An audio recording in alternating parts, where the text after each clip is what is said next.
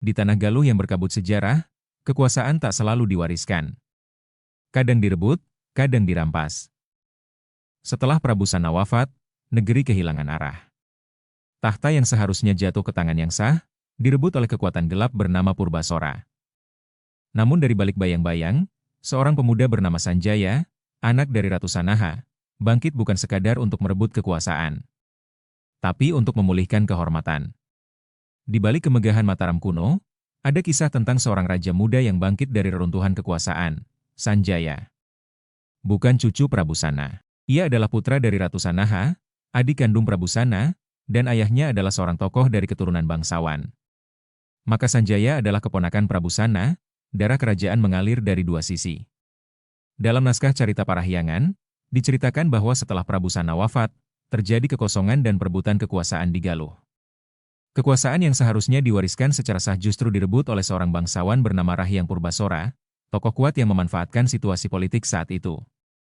Sanjaya masih muda ketika itu. Tapi tekadnya sudah menyala. Dalam diam, ia menyusun kekuatan, dengan dukungan para pengikut setia ibunya, serta sisa-sisa loyalis Prabu Sana.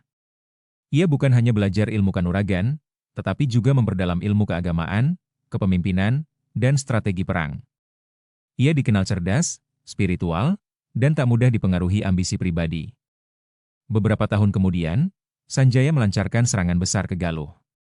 Dalam perang yang dicatat oleh naskah kuno, ia berhasil menaklukkan Purbasora dan mengembalikan kehormatan keluarganya.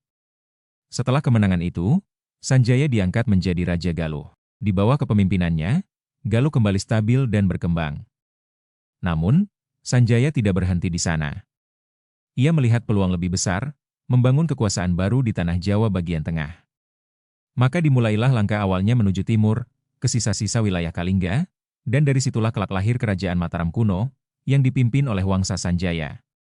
Kisah ini bukan hanya tentang balas dendam, tapi tentang pemulihan martabat, kepemimpinan yang teruji, dan lahirnya satu dinasti besar dari seorang pemuda yang hampir kehilangan segalanya.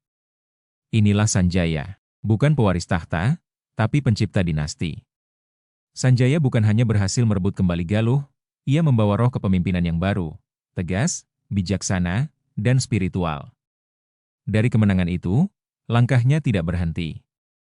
Ia menatap timur, ke tanah yang lebih luas, lebih liar, dan lebih menantang. Dari Galuh, ia menuju tanah Kalingga. Dan dari sanalah, kelak lahir Wangsa Sanjaya. Dinasti besar yang menjadi tulang punggung Mataram kuno. Sanjaya bukan sekadar tokoh sejarah.